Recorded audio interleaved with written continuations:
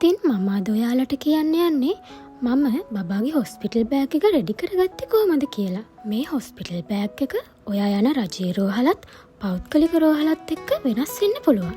මගේ බබාගේ ඩෙලිවරි එක සිද්ධ වෙන්නේ කොළඹ 9 වෙල්ස් හොස්පිටල් එකේ.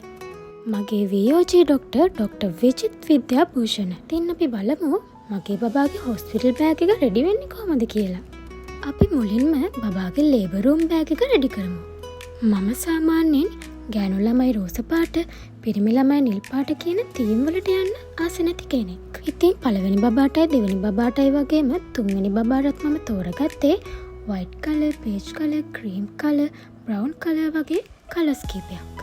බබාගේ ලේබර් රූම් බෑග් එකට අවශ්‍ය වෙන්නේ බබාව ඔතන රෙද්ද, බේබි ටවල් එක, මූණ පීදාන්න පොඩි ලේසුවක්, නැපි දෙක තුනක්, බේබි සූට් එක, බබාගේ තොප්පිය, සීතලට අතටයි කකුලටයි දාන ඒවා. ඒ වගේ මං අමතරව ගත්තා ෆුල් සූට් එකකුයි පැම්පස් එකකුයි. ඒ වගේම පුළුම් බෝල කීපයකුත් දැම්මා. අලුත උපන් බබාට නැපිකටු පාවිච්චි කරන්නේ නැති නිසා මම නැපිකටු දාගත්තේ නැහැ.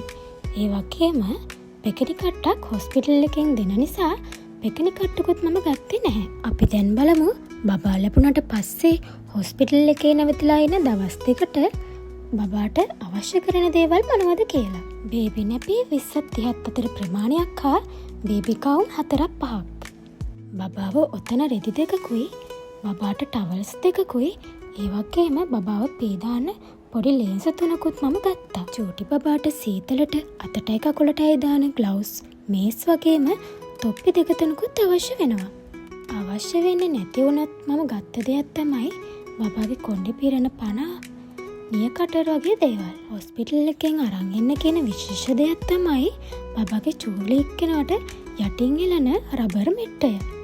රබර් මෙට්ටය රස්නෙත් එක්ක බබා ළඟට එච්චර හොඳ දෙයක් නෙවෙයි නිසා මම ගත්තා යටින් ඝනකම් චූලි එක්කනේ නැති ඒකටම විශේෂ වූ රෙද්දක්. බබාගේ ඔළුව කොට්ටකින් තියන්නේ නැති වුණත් මම පොඩි කොට්ටෙකුත් ගත්තා. තවත් අත්‍යවශ්‍ය දෙයක් තමයි පුළුම් බෝල පැකට් එක. ඒක අනිවාර්යෙන්ම අරගෙන යන්න ඕන. පුළුම් බෝල වතුර පොඟවල තමයි බබාගේ චූකක්ක පියදාන්නේ. 9 වෙල්ස් හොස්පිටල් එකේදී විශේෂයෙන් අරන් යන්න ඕන දෙයක් තමයි රෝල් පිලෝස් දෙක. ඒකෙන් බබාව අවශ්‍යතට හරවලා තියාගන්න උපකාරී වෙනවා.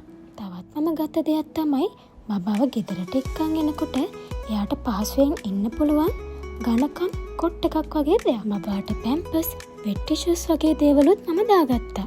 බබාව ගෙදරට එක්කන් එනකොට එයාට අඳින්න ලස්සන ෆුල් සූට් එකක් දාගන්න. මම ඉන රූම් කැටගරි ගානුව මගේ බබාට නෙට් එකක් අවශ්‍ය වෙන්නේ නැහැ. හැබැයි 9 වෙල්ස් එකේ අනිවාර්යයෙන්ම ගේන්න කියන දෙයක් තමයි බේබි ෆීඩින් පිලෝ එකට. දවසක් සම්පූර්ණ වුණාට පස්සේ හොස්පිටල් එකෙන් බබාව නාවනවා. ඉතින් බබා නාවන්න අවශ්‍ය කරන ෂැම්පෝ වගේ දේවල් ගනිද්දී බබාගේ හැමට අහිතකර නැති උසස් තත්ත්වයේ ප්‍රොඩක්ට් එකක් අරගන්න බලන්න. මට අවශ්‍ය නොවුනත් මම ගත්ත දෙයක් තමයි බබාට කිරි බොන්න කිරි බෝතලයක්. සමහර අම්මලගේ නිපල් වල ප්‍රශ්න තියෙන්න පුළුවන්. ඒ වගේම සමහර බබාලා කේ උරන් නැති වෙන්න පුළුවන්. ඒ වගේ වෙලාවට මේ වගේ සෝප්පුවක් අත්‍යවශ්‍ය වෙනවා. ඉතින් මගේ බබාගේ හොස්පිටල් බෑග් එකට අවශ්‍ය වෙන්නේ මේ ටික විතරයි. වීඩියෝ එක බලපු ඔයාලට ගෙස් කරන්න පුළුවන්ද මගේ බබා ගර්ල් කෙනෙක්ද බොයි කෙනෙක්ද කියලා? ගෙස් කළොත් කමෙන්ට් එකක් දාන්නත් අමතක කරන්න එපා. එහෙනම් මම ගිහින් එන්නම්. බයි.